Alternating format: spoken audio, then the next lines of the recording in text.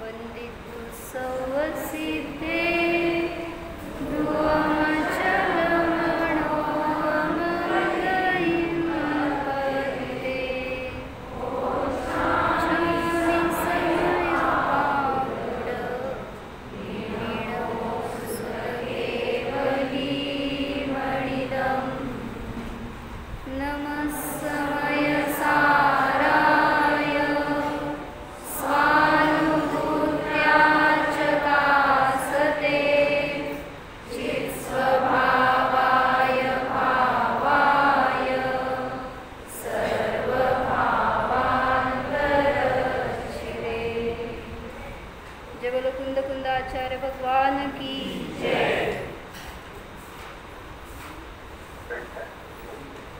शाळेनंतर पहिल्यांदाच असं कंटिन्यू लेक्चर्सला बसलेले असणार आहेत सगळे, त्यामुळं थोडंसं मला सांगितलं कोणीतरी रिफ्रेशमेंट आहेत जा, म्हणजे आम्हाला पण आता सवय नाही तशी, पण थोडंसं रिफ्रेश व्हायचं असलं तर थोडं गाथेचा अर्थ बघून मग रिफ्रेश होऊ आपण.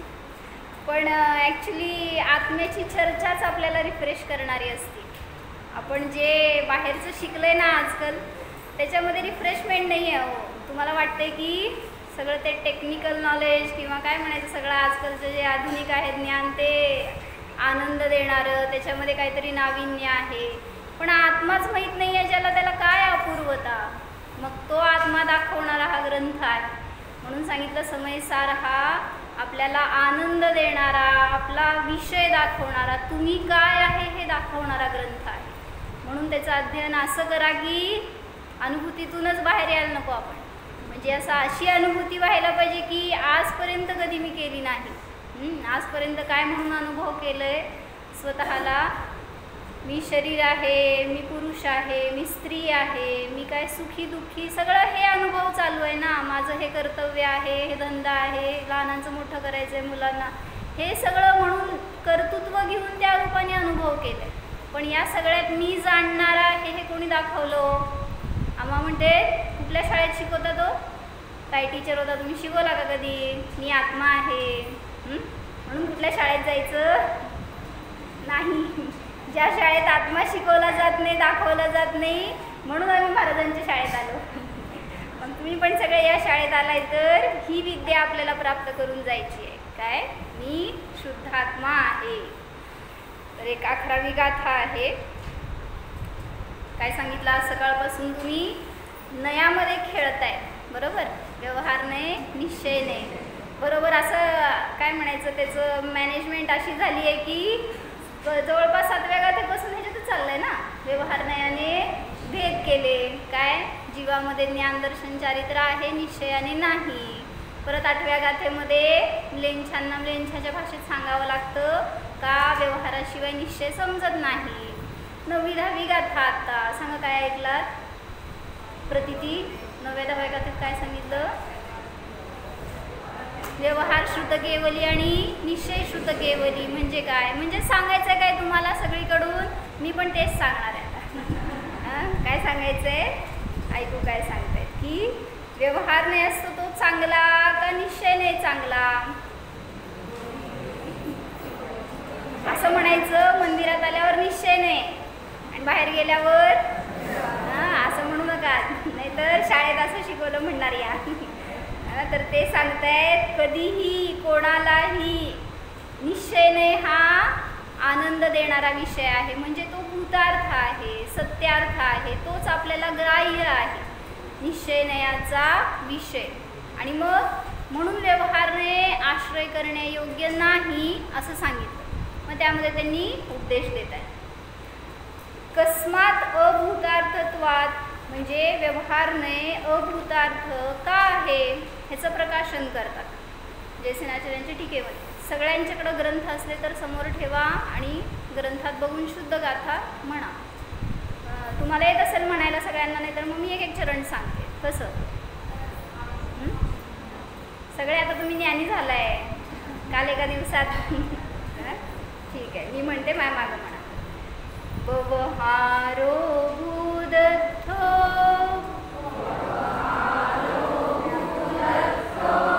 भूदत्थो देसिदो दुसूद्धणो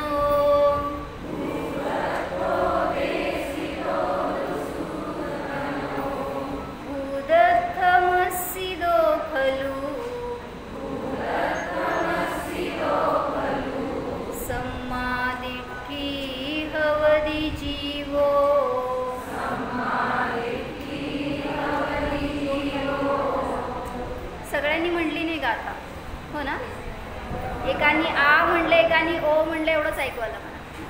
सगळे मिळून म्हणा एकदा, शुद्ध म्हणा.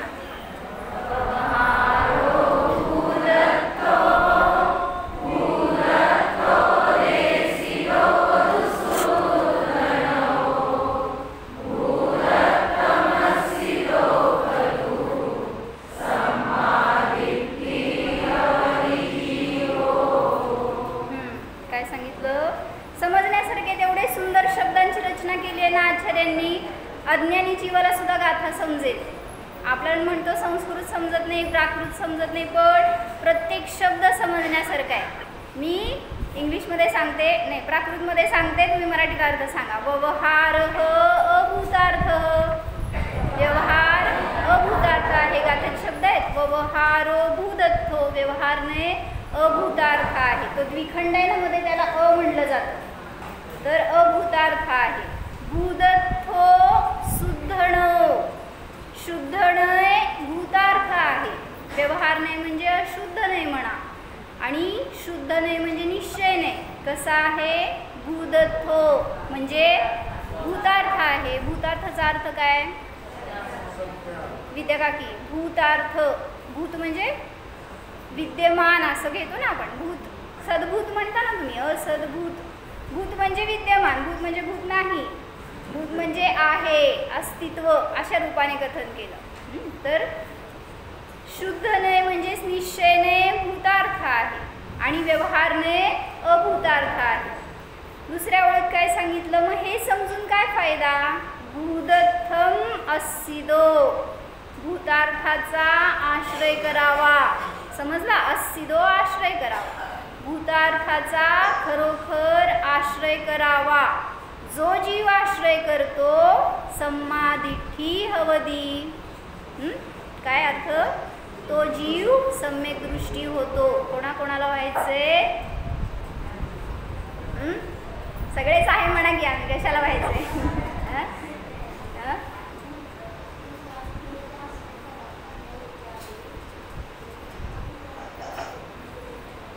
भूतार्थ म्हणजे सत्यार्थ, आणि भूतार्थाचाच आश्रय करण्यायोग्य आहे, कारण त्याच्याद्वारेच मुक्तीची प्राप्ती होते किंवा सम्यक दर्शनाची प्राप्ती होते. हे सांगितलं. सगळ्यांनी विनयाने डोक्यावर पदर घ्यावा.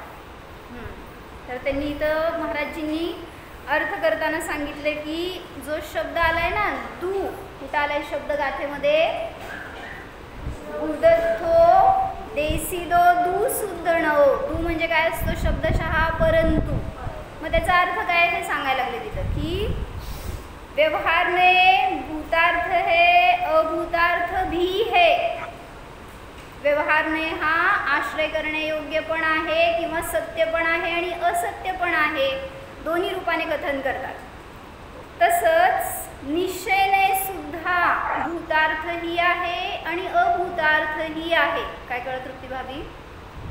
दोन्ही रूपाने कथन केलं म्हणजे कोणासाठी, कुठं, कधी, हे सगळं तुम्हाला समजून घ्यायचं आहे की व्यवहारने कधी आश्रय करण्यायोग्य आहे आणि कधी नाही, निश्चयने कधी आश्रय करण्यायोग्य आहे आणि कधी त्याला गौण केलं ते.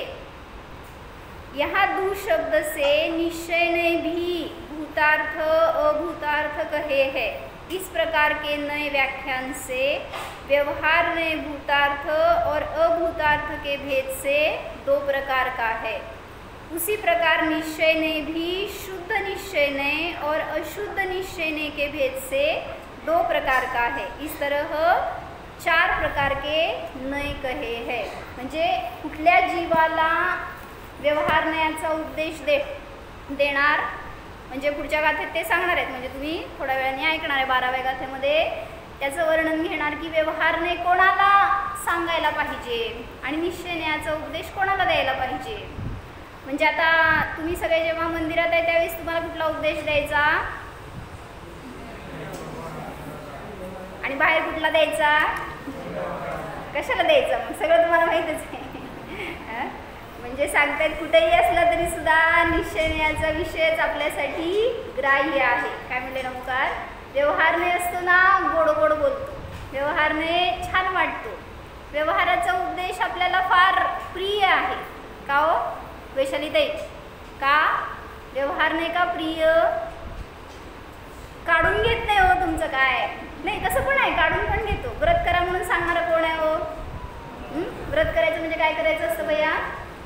हे सोडा ते सोडा असं वाटतं ना. म्हणजे व्यवहारने काढून घेतो, निश्चयने काय करतो? निश्चयने काय काढून घेत नाही बरं का, इतका चांगला असतो. हां, काय काय काढून घेत नाही. जे तुमचं आहे ते तुमच्याजवळ ठेवा हे सांगतो उलट निश्चयने. म्हणून निश्चयने खूप चांगला आहे, निश्चयनेचा विषय. त्यामुळे त्या विषयाचा आश्रय घ्या तर व्यवहाराची आवश्यकता पडणार नाही आपल्याला. म्हणून त्यांनी इथं ॲक्च्युली महाराजांचे प्रवचन एवढे सुंदर आहेत ना, ह्याच्यावरचे आवर्जून ऐका हे मला सांगायचं होतं. म्हणजे मी पण आधी ऐकले होते, आता नव्हते, पण आता ह्या गाथेच्या निमित्तात सगळे प्रवचन 11व्या गाथेची एवढी सुंदर सांगितलेत ना महाराजांनी, इतक्या सोप्या भाषेमध्ये. म्हणजे मी माझ्या बहिणींना वगैरे फॉरवर्ड केलं होतं हे ऐका म्हणून, मला छान वाटलं म्हणून. तर ते कधी समयसराचं आता लई वर्षात अध्ययन झालं नसेल, ते म्हणले असं लहान बाळाला समजवतो इतकं चांगलं समजवलं महाराजांनी. त्यामुळं खरोखर जी शैली होती महाराजांची ती अद्वितीय आहे. त्याचं सगळ्यांनी फायदा करून घ्या आणि त्याच्या निमित्तात आपलं कल्याण होईल. आपल्याला पण जे नाही समजलं तो विषय सगळा समजेल. म्हणून मी माझं चिंतन जरा कमी सांगणार आहे, पण महाराजांनी जे सांगितलं ना ते मला आज सांगायचं आहे. सगळं छान सांगितलं आहे महाराजांनी. उदाहरण दिलं म्हणजे काय सांगितलं समजलं का गाथेमध्ये? व्यवहार नाही असतो तो म्हणजे हे सांगितलं होतं पूर्वी की व्यवहार नाही कसा असतो, निश्चयाला दाखवणारा असतो. म्हणजे काय म्हणायचं त्याला शब्द विद्याकाकी? व्यवहार नाही हा प्रतिपादक आहे आणि निश्चयने प्रतिपाद्य आहे. शब्द माहिती आहेत का? प्रतिपाद्य म्हणजे ज्याचं प्रतिपादन करायचंय, सांगायचंय, त्याला म्हणायचं लिहा. काय म्हणलं? लिहायचं होतं आपल्याला. काय लिहायचं होतं? निश्चयने हा प्रतिपाद्य आहे आणि व्यवहारने प्रतिपादक म्हणजे कथन करणारा आहे. पण ह्याच्या विरुद्ध सांगितलं, निश्चयने प्रतिषेधक आहे आणि व्यवहारने प्रतिषेध्य आहे. गोंधळ करू नका. समजलं का? काय काय सांगितलं मी? लिखी भैया काय सांगितले? सांगितलं होय. अरे मी तेच क्लास घ्यायले का काय करत? व्यवहारने प्रतिषेध्य आहे आणि निश्चयने प्रतिषेधक आहे. आणि त्याच्या उलट काय सांगितलं? व्यवहारने प्रतिपादक आहे आणि निश्चयने प्रतिपाद्य आहे. आता माहिती आहे तुम्हाला, म्हणलं मी कशाला काय सांगायचं. तर ह्याच्याच विषयी थोडंसं पुढं विचारलं आचार्यांनी. जर व्यवहारने परमार्थाचं प्रतिपादन करतो तर त्याचं अनुसरण करू नका असं का म्हणता? मग करा असं म्हणा ना. जर तुम्हाला निश्चय दाखवणारा आहे व्यवहार तर त्याचं अनुसरण करा म्हणून सांगायला पाहिजे. त्याचा निषेध का करता? तर महाराजांनी उत्तर दिलं त्याला की व्यवहारने भूतार्थाकडं नेणारा आहे, म्हणजे निश्चयाकडं, निश्चयाच्या विषयाला दाखवणारा आहे. पण जो व्यवहाराचा आश्रय घेणार तो कधीही सम्यक दृष्टी होणार नाही. म्हणजे व्यवहाराच्याच आश्रयाने जो राहणार तो सम्यक दर्शनाला प्राप्त होणार नाही. मग काय करायचं? व्यवहार करा आपण कुठपर्यंत? जोपर्यंत निश्चयाला प्राप्त होत नाही तोपर्यंत व्यवहार सांगितला. पण ज्याला निश्चयाचा विषय मिळाला तो पुन्हा व्यवहारात येईल तर त्याला पुढं सरकता येणार नाही. ह्याच्यासाठी महाराजांनी उदाहरण दिलं बरं का, खूप छान उदाहरण आहे. आंब्याला मोहर आला म्हणजे काय? फुलं येतात ना आंब्याला ती. तर जिथं जिथं फूल आहे तिथं तिथं फळ म्हणजे आंबा येतोच. यस और नो? येत नाही. जिथं जिथं फूल आहे तिथं तिथं फळ येईलच असं नाही. हे दृष्टांत आहे. दार्ष्टांत तुम्ही सांगा. अहो फळं सोडा की, मला निश्चय आणि व्यवहार सांगा. आंब्यातच सगळे.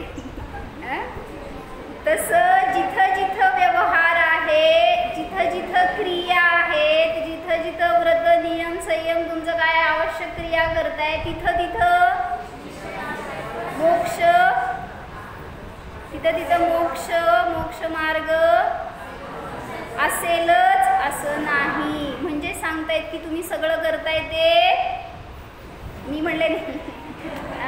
म्हणजे व्यवहार करू नका असा उद्देश नाही आहे, पण व्यवहार करताय त्यालाच धरून बसला तर नियमाने तुम्ही बाहेरच आहात. अजून नियमाने तुम्हाला मोक्ष मिळणार नाहीच.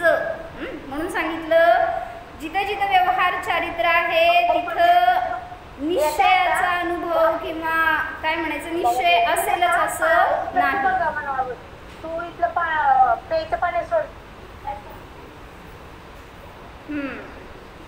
जेव्हा त्या फुलामध्ये फलधारणा होते तेथे आंबा येणारच. उदाहरण असं छान घटवलं महाराजांनी. म्हणजे जिथं फूल आहे तिथं जर ती फलधारणा झाली तरच तिथं आंबा होणार. तसं जिथं निश्चयाचा विषय माहिती आहे त्याला तुम्ही ग्रहण केलंय, धरलंय, समजून घेतलंय, त्यापूर्वक जर व्यवहाराचं पालन करत असाल तर तुम्हाला निश्चयाचा तो विषय मिळणारच. म्हणजे सम्यक दर्शनाची प्राप्ती होणारच. म्हणून समयसारमध्ये 153 नंबरची गाथा आहे. म्हणा रेवती गाठी कोणाकोणाला येते समयसार कंठस्थ. 153 नंबरची गाथा आहे. आता ते महाराजांचा नंबर वेगळा असेल तर जरा बघा. वदनियमाणी धरंता शीलाणी तहातवं च कुवंता. अर्थ सांगा. वदनियमाणी धरंता. रंजू काकी डोक्यावर पदर घ्या. सगळ्यांनी डोक्यावर पदर घ्या. सगळी सोय तुमच्यासाठी. काय इथं तुम्हाला फक्त झोपू नका. फॅन बिन लावून ठेवले त्यामुळं. काय म्हणलं. वदनियमाणी धरंता शीलाणी तहातवं च कुवंता. मिळाली का गाथा. अर्थ समजलं. किती 153 अमृतचंद्राचार्यांचा नंबर आहे. जयसेनाचार्यांचं किती आहे बरं शोधा. ही गाथा आहे 161 गाथा आहे का गाथा. महाराजांच्या पुस्तकमध्ये 161 गाथा आहे. बरं चला. तर व्रत नियम संयम आदी धारण करतो. वद नियमाणी धरंता शीलाणी तहातवं च कुवंता. शील तपाचं सुद्धा पालन करतो. पुढं काय परमठ्ठ बाहिराजे. परमठ्ठ म्हणजे परमार्थ. परमठ्ठ बाहिराजे निवाणं तेन विंदंती. बरोबर आहे ना. काय बरं समय हेच आहे ना. दुसरं चरण नाही आहे ना तिथं. निवाणं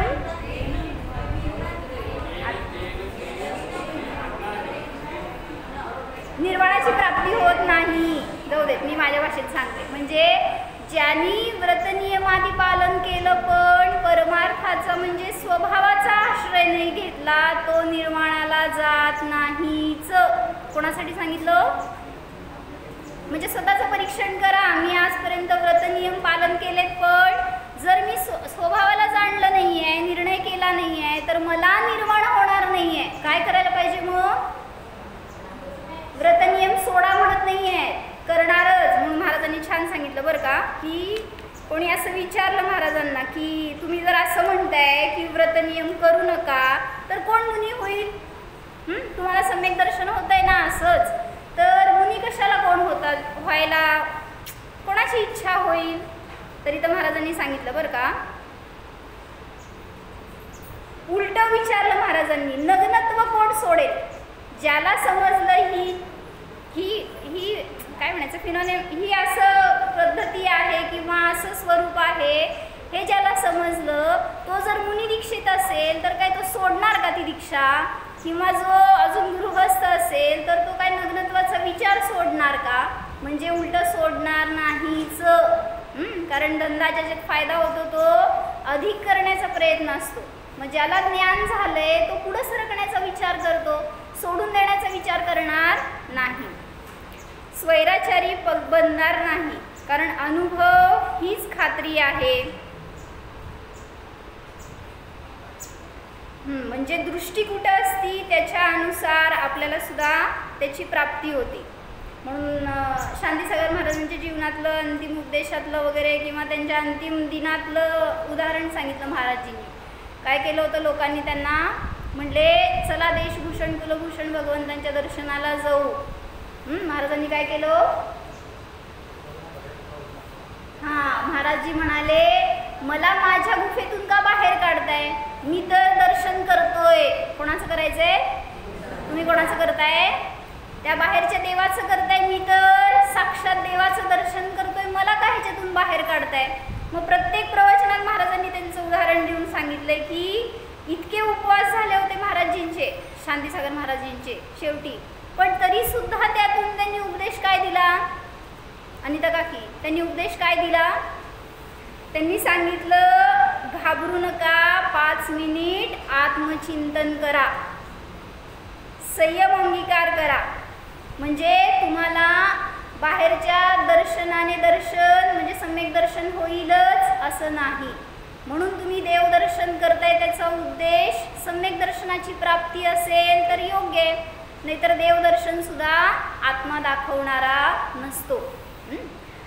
म्हणून तुम्ही दृष्टी ठेवताय कुठं, बाहेर, तर सांगतायत की दृष्टी अंतरंगामध्ये ठेवा. तो विषय आपल्याला मिळू द्यात तर आपल्याला सुद्धा सहज तसा आनंद प्राप्त होईल. मग एक वर्णिजींनी उदाहरण चांगलं दिलंय, त्याच्यावर उदाहरण एक देश आपण त्यातून गाभा ग्रहण करायचा. तेजूभाभी काय म्हणले, एक पुजारी था, उसने करीब 10 वर्ष से अपने घर में भगवान की मूर्ति की स्थापना की.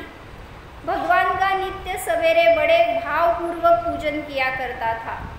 कुछ दिन बाद खूब धनी हो गया.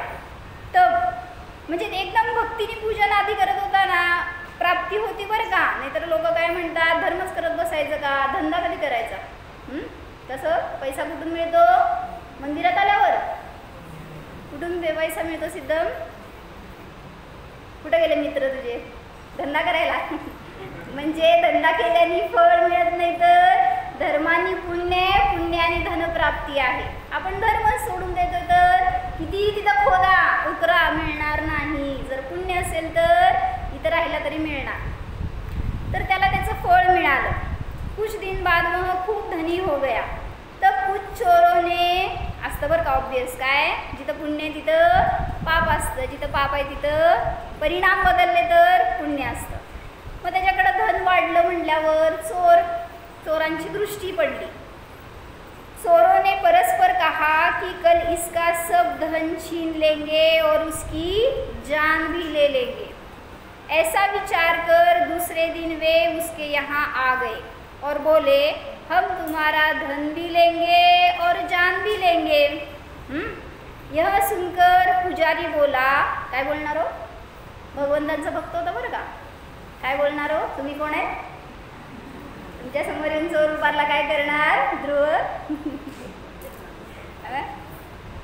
काय तर बोला. बर, तो काय म्हणताय बघा. पुजारी बोला मुझे चिंता नहीं, तुम दोनों चीज़ें ले लो. असं म्हणा बरं का कोण भेटलं तर. किंतु मेरी एक प्रार्थना है, अगर तुम उसे मान जाओ तो कहूँ. चोर बोले कहो. तो पुजारी बोला मेरे पास एक मूर्ति है, मैं उसकी 10 वर्ष से प्रतिदिन पूजा किया करता हूँ, सो मुझे उस मूर्ति को नदी में डुबाने दो. मला त्याचा अभिनय नाही करायचा आहे, तर आता ती कथा त्यांनी सांगितली आहे असं, तर मला त्याचं योग्य स्थानी ठेवू दे, मग तुम्हाला काय करायचं आहे ते करा, असं त्यांना म्हणायचं होतं पुजारीला. चोरोने कहा ठीक है, काय मला मिळणारच आहे सगळं, आणि इतक्या सहजासहजी पहिलंच भेटला असेल माणूस कोणतरी की घेऊन जा बाबा सगळं म्हणणारा. आणि तो म्हणले चोर ठीक आहे, आता तुम्ही कसं म्हणाल तसं मान्य. चोरों ने कहा ठीक है. 2 चोर उसके साथ गए. 2 चोर घरात होते, 2 चोर त्याच्याबरोबर नदीवर गेले. उसके साथ गए और अन्य चोरों ने कहा कि जैसा यह करे सो हमें बताना. तो काय काय करतो सगळं सांगा मला येऊन परत. हे सगळं त्या घरातल्या चोरांनी सांगितलं त्या 2 चोरांना. इसके बाद पुजारी मूर्ति को लेकर बोला हे भगवान, मेरा धन चला जाए, मेरी जान चली जाए, मुझे इसका दुख नहीं, किंतु दुःख इस बात का है, जेव्हा तो नदीवर उभारला होता ना मूर्तीला आता जस्ट प्रवाहित करणार आहे तेव्हा तो भगवंतांना स्मरण करून म्हणतोय की मी इतक्या भक्तीने पूजन केलं, त्याला अपेक्षा नव्हती बरं का तू माझी रक्षा कर किंवा मला काहीतरी ह्याच्यातून फळ मिळवू दे, हे नाही मागितलं त्यांनी. तो काय म्हणतो, भगवान की 10 वर्ष सेवा की उसे अपने हाथों से कैसे सिरावू, कसं काय मी त्याला आता प्रवाहित करू, ज्याचं मी एवढं इतक्या वर्षापासून मी माझ्या हृदयाच्या जवळ ठेवलंय त्याला कसं मी सोडू, मला सोडवे ना असं त्याला म्हणायचं होतं. असं तुम्ही एकदा भक्तीने म्हणून बघा, दिव्यध्वनी होत असतील म्हणजे आकाशवाणी तशी झाली तिथं बरं का. तर ऊपर से आवाज होती है कि तू मुझे फेक दे, चिंता मत कर. कोण बोललं? देव बोलते बरं का. जिस भगवान की तूने 10 साल सेवा की है उससे तुझे बहुत लाभ मिल चुका है. जो ये 4 चोर म्हणजे तुला जी झाली आहे ना ही आता उपलब्धीच आहे हे सांगतायत देव. का आता काही चोर आले ते तुझा जीव घेणार आहेत, ही उपलब्धी झाली का भक्तीची, तर ती पण उपलब्धी आहे हे सांगतायत बरं का. जो ये 4 चोर है सो पूर्व भव में तुमने उन्हें मारा था. तू काय केलं होतं, त्या चौघांना मारलं होतंस मागच्या भवात. सो तुझे भी इनके हाथों 4 बार मरना था. किती वेळा? एका भवात कसं 4 वेळा मरणार हो, मरून दाखवा बघू. म्हणजे एका भवात नव्हे 4 वेळा मरणार होता तू त्या चौघांच्या हातातून एकदा. चौघं जरी आले तरी एका वेळी 4 वेळा मारू शकत नाहीत, एकदा मेलं की दुसरा काय करणार, म्हणजे असे 4 भवात तू मरणार होतास त्यांच्याकडून. पण झालं काय, 4 बार मरना था किंतु पूजन के प्रभाव से तू चारों से एक ही बार मारा जा रहा है. चांगलं झालं का वाईट झालं काय म्हणू नका. तो 4 पूजन के प्रभाव से तू चारों से एक बार ही मारा जाएगा. इतना सुनकर, आता ते 2 चोर होते ना बरोबर, त्यांनी हे सगळं ऐकलं, काय केलं सांगा. घाबरले नाही, थांबा जरा. वे दोनों चोर बोले कि तू अभी इस मूर्ति को नदी में मत फेक. आता आम्ही आमच्या बॉसला विचारायला पाहिजे ना, हे असं सगळं झालंय म्हणल्यावर. हमारे साथ चल. आता ते तिघं परत रिटर्न त्यांच्याबरोबर देव पण वहाँ लौट कर आए और दोनों चोरों ने अपने दोनों साथियों से सारी बातें कही और बोले कि देखो भगवान ने तो इसकी 3 मौतें काट दी. भगवंतांची भक्ती त्यांनी केली तर 3 मौत म्हणजे काय म्हणायचं, मृत्यू. 3 वेळा मृत्यू होणार तो सुटला, चुकला, थांबला. 3 मौतें काट दी तो क्या हम चारों मिलकर इसकी 1 मौत नहीं काट सकते. काय झालं, जा. ऐसा विचार कर उन चोरों ने उसे छोड़ दिया और बोले तू आराम से रहे. कशासाठी सांगितलं, त्याची दृष्टी कशावर होती हो, मी जे करतोय ते यथार्थ आहे, ह्याच्यामध्ये भय नव्हतं त्याला की चोर आले आणि मला मारतायत. तर त्यांनी केलेली भक्ती खरी होती आणि त्याचं फळ त्याला त्यामुळं चांगलं मिळालं. म्हणजे संक्रमण होत असतं आपल्या परिणामात सुद्धा.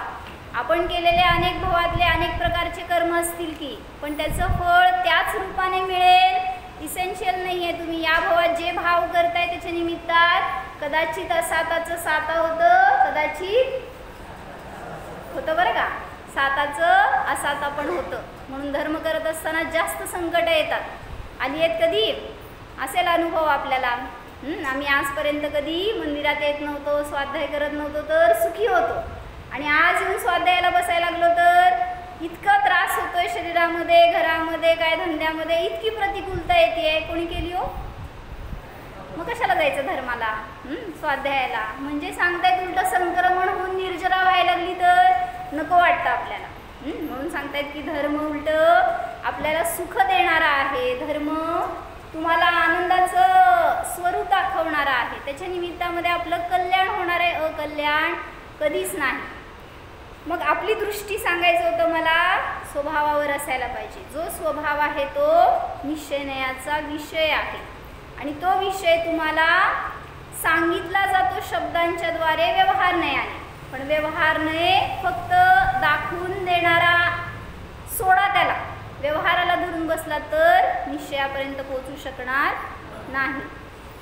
अशी एक घटना घडलेली सांगितली होती मध्ये. आम्ही एक संध्याकाळच्या याच्यात सांगितली होती की एक डॉक्टर होते काय, वंदना काकी, आणि ते सर्जन होते बरं का. दिवसभरात काहीतरी ते खूप सर्जरी करायचे आहेत, नाही होते नाही आहेत. तर त्यांनी त्यांच्या जीवनातली एक घटना सांगितली होती की ते सकाळी 6 पासून रात्री 10 पर्यंत फुल बिझी असतात.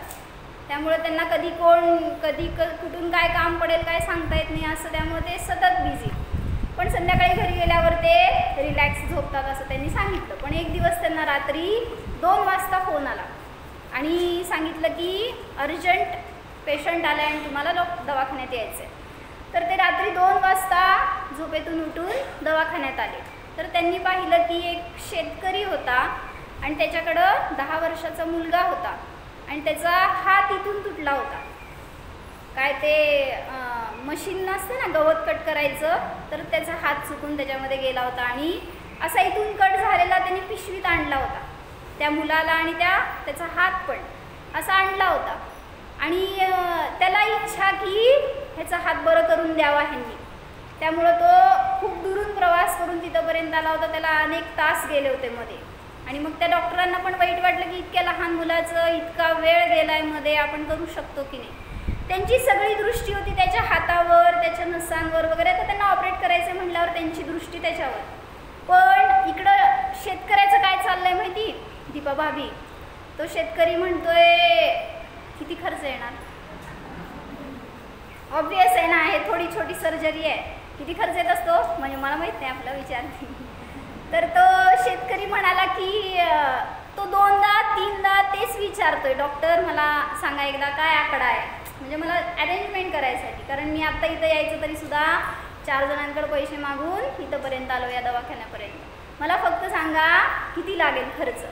डॉक्टरांचं लक्षच नाही त्याच्याकडं. डॉक्टर फक्त वेळ एवढा गेलाय म्हटल्यावर त्यांचं ह्याच्याकडंच विचार की काय करावं कसं करावं. आणि त्यांच्या सगळ्या डॉक्टर्सना बोलवून ती एकत्र ते करणार होते त्यांनी. त्यामुळे त्यांचं लक्ष तिकडं होतं. त्यांनी त्याला उत्तरच दिलं नाही शेतकऱ्याला. त्यांनी लगेच फोन केला आणि त्यांची टीम बोलवली आणि ऑपरेशन सुरू केलं. तो म्हणला शेतकरी, डॉक्टर काय बोलेनाच म्हटल्यावर म्हणला मी उद्या पैसे घेऊन येतो, मी आज तर पैसे तुम्हाला देऊ शकत नाही. आणि डॉक्टर निघून गेले, हा निघून गेला.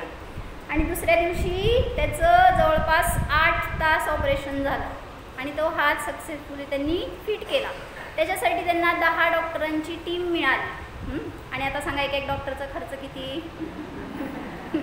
आणि आता तो शेतकरी आला आणि त्यांनी बघितलं की हात तर एकदम ओके बसलाय, तर ऑपरेशन छान झालंय म्हणल्यावर आता आल्यावर तो पुन्हा विचारतो डॉक्टरांना, म्हणला किती पैसे द्यायचे. मग डॉक्टर आता त्याला बघतायत वरून खालीपर्यंत, कळलं की हा काय कॅपेबल नाही आहे. मग डॉक्टर म्हणले राहू दे, कारण किती उदार आहे ना, ॲड्रेस विचारताय का काय. तर ते म्हणाले की नाही राहू देत असं म्हणाले. नाही म्हणले तुम्ही सांगाच.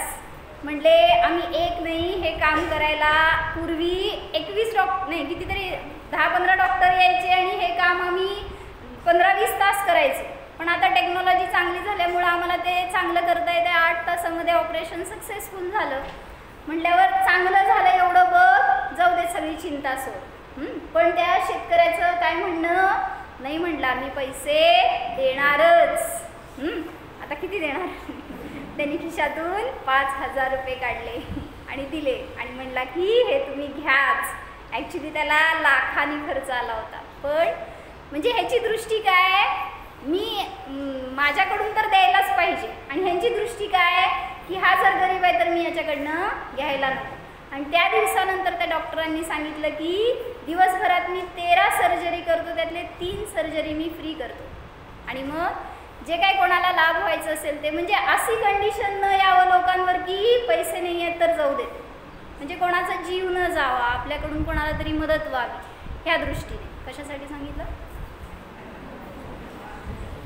म्हणजे जेव्हा ते हात बघितला त्यांनी तर त्याची भेदावर दृष्टी नव्हती डॉक्टरांची, अभेद कसा करायचा ह्याची दृष्टी होती. कसं जोडून ते पुन्हा कार्यकारी होईल ह्याच्यासाठी त्यांचे प्रयत्न होते. तसं सांगितलं इथं आपल्याला सुद्धा आचार्य सांगतायत, आचार्य नाही आहे तिथं, म्हणजे मला वाटलं गाथा आहे, म्हणजे आचार्य सांगतायत आपल्याला की अभेदावर दृष्टी ठेवा, भेदावर नको. मग तुम्ही काय करताय, स्वभावाला विषय करताना भेद रूपाने ग्रहण करताय. अभेद हा मी जीव आहे हे जाणलं तर आपल्याला सुद्धा तो आनंद सहज प्राप्त होईल. फक्त आपली दृष्टी फिरवा. म्हणून एक वाक्य काय सांगितलं होतं संध्याकाळच्या एका प्रवचनमध्ये, change your vision, that vision will change you. काय म्हणा, म्हणजे काय, दृष्टी बदला, ती दृष्टी तुम्हाला बदलेल. म्हणजे तुमचं आयुष्य सगळं बदलून टाकायचं असेल तर आपली दृष्टी बदलणं किती आवश्यक आहे. आपली नजर आजपर्यंत सगळी बाहेरच्या विषयावर आहे, पण जोपर्यंत आपल्याला आपला विषय मिळणार नाही तोपर्यंत अनंत भव जातील. मग त्या भवाभवाच्या फेरीला थांबवायचं असेल तर एकच उपाय आहे, काय, चेंज युअर विजन. तुमची दृष्टी बदला तर ती दृष्टी तुम्हाला यथार्थ रूप दाखवेल. म्हणून महाराजांनी एक उदाहरण दिलं, 2 मिनिट राहिलेत माझे बरं का अजून. चारी अनुयोगातून व्यवहार आणि निश्चयने सांगितला जातो, बरोबर. म्हणजे खूप विस्तार केला महाराजांनी, सगळ्यांनी आवर्जून ऐका हे मला सांगायचं आहे. म्हणजे आपल्याला आपल्या भाषेत समजण्यासारखा उपदेश दिलाय. ज्याला वाटेल ना समयसार अवघड आहे, महाराजांच्या प्रवचनातनं तुम्ही हे वचन तुमचं बाधित होऊन जाईल. तुम्हाला स्वतःलाच रिअलाइज होईल की समयसार हा काही अवघड विषय नाही. तर महाराजांनी सांगितलं, शिवाजी राजे होते माहीत आहे, माहीत नाही म्हणू नका, महाराष्ट्रातनं हाकलून देतील. शिवाजी राजे, त्यांनी मराठ्यांशी युद्ध करायचं होतं त्यांना, पण मराठ्यांनी युद्ध करायचे, पण सत्ता मोगलांच्या हातात जात होती. मग ती सत्ता आपल्या हातात कशी येईल ह्याच्यासाठी त्यांचा प्रयत्न होता. स्वतंत्रता नव्हती, म्हणून काय केलं, शिवाजी राजांनी एक एक करत किल्ले जिंकत गेले. आपली सत्ता ॲक्वायर करायसाठी म्हणून स्टेप बाय स्टेप त्यांनी आपलं प्रयाण केलं, एक एक किल्ले जिंकत गेले. स्त्रियांची आबरू जाऊ नये, सुरक्षा मिळावी म्हणून लढले आणि स्वराज्य उभे केले. हे होता दृष्टांत. मला दृष्टांत सांगावं, म्हणजे काय काय विचार होते महाराजांचे असं एक कळते बरं का. अशा इतके उदाहरणं दिली आहेत महाराजांनी आणि त्याच्यावरनं एवढंच सांगायचं होतं, व्यवहार नाही आणि निश्चय नाही. त्याप्रमाणे येथे आत्म्याची आबरू जात आहे. तिथं स्त्रियांची आबरू वाचवण्यासाठी त्या राजाने झगडलं. इथं आपली स्वतःची चालली आहे तर आपलं त्याच्याकडं लक्ष नाही आहे. जन्मोजन्मी आपण असुरक्षित राहिलो, कारण पर्यायात अडकलो, परात अडकलो, परिग्रहात अडकलो. त्यामुळं कधीही कुठल्या भावात आपली सुरक्षा झाली नाही. इंद्रियांसाठी, शरीरासाठी आपण युद्ध केले. वाटतंय का असं? काय काय युद्ध करतो घरात, सकाळपासून संध्याकाळपर्यंत युद्धच चालू असते म्हणा. कोणाकोणाशी, नवऱ्याशी, सासऱ्यांशी, मुलांशी, सगळ्यांशी युद्ध करून हातात काय मिळते तुमच्या शेवटी ते काय बघा ना. मिळतो तो इंद्रिय विषय असतो. अतिंद्रिय स्वभावासाठी कोणी युद्ध करत नाही, मला माहिती आहे, हो म्हणा. स्वभावासाठी, साधनेसाठी, धर्मासाठी किती युद्ध होता तो, व्हायला नको का. धर्माची व्हॅल्यू नाही राहिली आज त्याच्यासाठी. म्हणजे मी युद्ध केलं होतं बरं का आमच्या वडिलांशी. म्हणजे धर्म सुरक्षा देणारा आहे. आई वडील करतील की सुरक्षा, पण तरी सुद्धा धर्माची सुरक्षा अशी आहे जी भवाभवात आपल्या बरोबर येणार आहे. म्हणून सांगितलं की इंद्रियांसाठी आणि भोगासाठी युद्ध करता, इच्छा पुरवता तर ते योग्य नाही. आपणच परास्त होतो त्या निमित्तात. अज्ञानाने अनादीपासून भरकटलो, म्हणून आता तरी चैतन्य राज्य उभे करा, स्वराज्य प्राप्त करा किंवा स्वराज्याची स्थापना करा, तर तुम्ही स्वतंत्र जगू शकता. स्वतःचा शोध घ्या. म्हणून कर्णानियोग सांगतो, कर्म प्रकृतींची चर्चा तो पण व्यवहार आहे. त्यातून निश्चय कसा ग्रहण करायचा. कर्मांनी कर्म दाखवायचे नाही आहेत, निष्कर्म आत्मा दाखवायचा आहे. कर्णानियोग काय सांगतो, कर्मांचा उदय, उपशम, क्षय, क्षयक्षम आहेत नाहीत, किती त्रास देतात, हे सगळं कर्णानियोग सांगतो. पण कर्णानियोग हे नाही सांगत की गृहस्थीला आत्मानुभव होत नाही, गृहस्थी जीव निष्कर्म आत्म्यापर्यंत जाऊ शकत नाही, असं कर्णानियोग सुद्धा सांगत नाही. कर्णानियोग सांगतो फक्त चतुर्थ गुणस्थानात असंयम आहे, चारित्र्य नाही असं नाही सांगत. तर द्रव्यानियोग काय सांगतो, प्रथमानियोग काय सांगतो. प्रथमानियोगाने सांगितलं की ज्यांनी स्वतःची आराधना केली त्याला नियमाने स्वभावाची प्राप्ती झाली. असे सगळे चक्रवर्ती का असेना, भलेही षटखंडामध्ये राहिला, सगळ्या परिग्रहाला गोळा केलं तरी सुद्धा त्याचा विषय होता शुद्धात्मा, तर तरुण जातो. रत्नकरण श्रावकाचार्यची 33 नंबरची गाथा म्हणा, श्लोक. कोणाकडे बघू, कोणाकडे बघू. रत्नकरण श्रावकाचार. गृहस्थो मोक्ष मार्गस्थो निर्मोहो नैव मोहवान. अरे सतपथवाले आहेत ना माझ्यासमोर सगळे, रत्नकरणवालेच होते ना, कोण होते, नातेपुतेकर. म्हणजे त्याच्यामध्ये त्यांनी काय घेतलं, गृहस्थो मोक्ष मार्गस्थो निर्मोहो नैव मोहवान अनगारो गृही श्रेयान निर्मोहो मोहिनो मुनेहे. समजलं म्हणा. गृहस्थो मोक्ष मार्गस्थो निर्मोहो, निर्मोही गृहस्थ असेल तर मोक्ष मार्गस्थच आहे. कोण, कोणापेक्षा, नैव मोहवान अनगारो. अनगार जो आहे म्हणजे साधू आहे, जो कोणी निर्मोही नाही, मोहवान आहे, तो मोक्ष मार्गस्थ नाही. पण निर्मोही गृहस्थ मोक्ष मार्गस्थ आहे, तो श्रेष्ठ आहे, हे सांगायचं आहे. म्हणजे म्हणून मला म्हणायचं होतं, चक्रवर्ती भलेही सगळ्या वैभवात राहतो तरी सुद्धा आत्म्याला जाणतो, त्यामुळं तो मोक्ष मार्गस्थ आहे. पण कोणी द्रव्यलिंगी साधू असेल, सोनाली, आणि तो जर अनुभव घेत नाही आहे पण सगळ्या परिग्रहाचा त्याग केलाय, सांगा मोक्षाला जाणार की नाही. किती सोपं, लगेच वाटतंय सांगायला नाही म्हणून आपल्याला, आपण तेच करतोय. त्यांनी दीक्षा घेतली आणि ते त्या वेशात गेले, पण मी या वेशात राहून सुद्धा त्यांच्यासारखाच मोह करतोय, तर मला सुद्धा मोक्ष नाहीच. म्हणून सांगतायत मोक्ष मार्गस्थ व्हायचं तर कुठला नियोग राहिला, चरणानियोग. काय सांगतो, ह्या चर्येला सांगितलं ना, व्रत आदी करा, पण देवदर्शन करत असताना, पूजन करत असताना सुद्धा जर तुम्ही आत्मदर्शन नाही केलं तर, जसं ते उदाहरण दिलं महाराजांनी की ते चारण मुनी आले आणि त्यांनी काय केलं, सिंहाला उपदेश दिला. चारण मुनी स्वभावात राहणारे भावलिंगी संत, आणि ते विकल्पाच्या भूमिकेत येऊन महावीरांच्या पूर्वभावातला तो सिंहाचा जीव, त्याला उपदेश दिला. त्यावेळीस तो काय करत होता, ओ सिंह, दीक्षा घेतली होती, सगळ्या परिग्रहाचा त्याग करायचा होता. कशा अवस्थेमध्ये होता सिंह, सांगितलं अभक्ष सेवन करत होता, असंयमामध्ये, क्रूर परिणामांमध्ये सगळं त्याचं कार्य चालू होतं. म्हणजे ह्याच्यावरून उपदेश दिला की तिथं त्या अवस्थेत सुद्धा जेव्हा उपदेशाच्या द्वारे त्यांनी अंतर्मुख झाला तर तिथंच सम्यक दर्शन प्राप्त झालं. मग महाराजांचं ते वाक्य आहे की अभक्ष खाणारा जीव सम्यक दर्शन प्राप्त करतो की नाही, करू शकतो की नाही. विद्या काकी, कसं काय बाधा, डॉक्टर काका, अभक्ष खाणाऱ्या जीवाला सम्यक दर्शन प्राप्त होतं की नाही. आता ते सिंहाला झालं ना, मग का नाही, तुम्ही हो कोण म्हणच ना काय, म्हणजे बाधा नाहीये. आज तो असा दिसतोय, पण जर भेदज्ञान झालं तर नियमाने सुटणारच, तो पुढं अभक्ष सेवी राहणार नाही, ही गॅरंटी.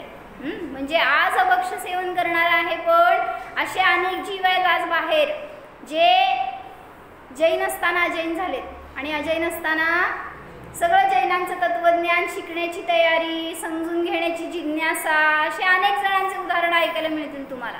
एक मुसलमान गृहस्थ आहेत आणि त्यांना जिनवाणी मिळाली, कुठं MP मध्ये बहुतेक काहीतरी अशी घटना आली होती एकदा, की त्यांना रद्दीमध्ये कोणीतरी जिनवाणी दिली होती दुकानात त्यांच्या, आणि त्यांना कळालं हे जैनांचे मोठे आगम ग्रंथ आहेत. तर त्यांनी काय केलं, यांना महत्त्व नाही आहे पण असं काय ते तरी बघावं. खूप चांगल्या अवस्थेतले असलेले ग्रंथ होते ते. त्यांनी ते ग्रंथ घरात नेले आणि वाचले. तर त्यांना त्यांची इतकी जिज्ञासा झाली की काय सांगितलंय नक्की या जिनवाणीमध्ये.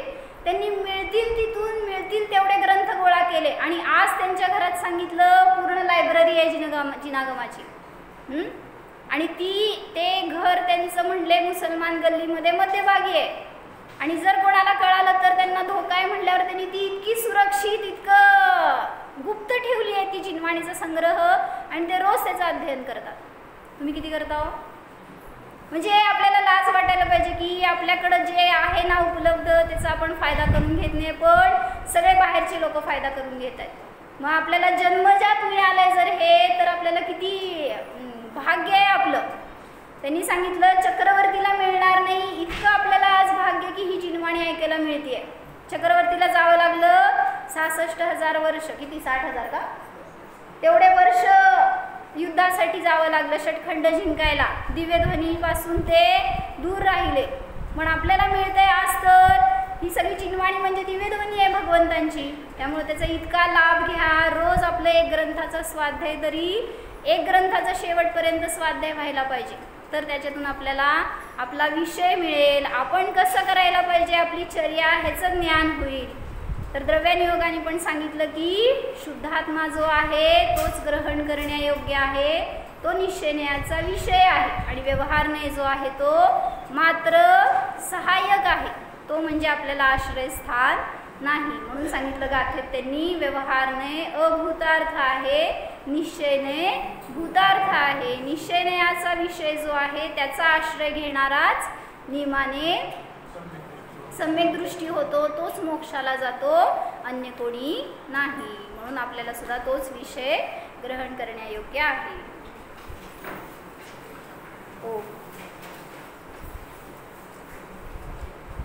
ताट बसा, डोळे अलगद बंद करा, झोपू नका. झोपणार नाही आहे आपण आता. स्वतःला जाणा. पहा स्वतःच्या श्रद्धा ज्ञान चारित्र्य संपन्न जीवाला पहा.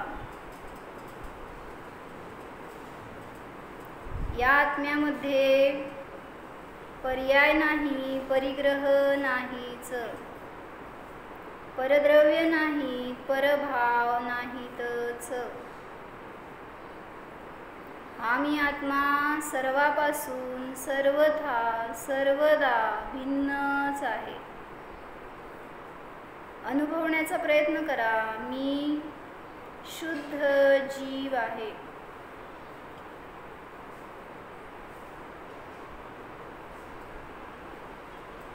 शुद्ध सिद्ध स्वरूपोऽहम्, निस्संग स्वरूपोऽहम्,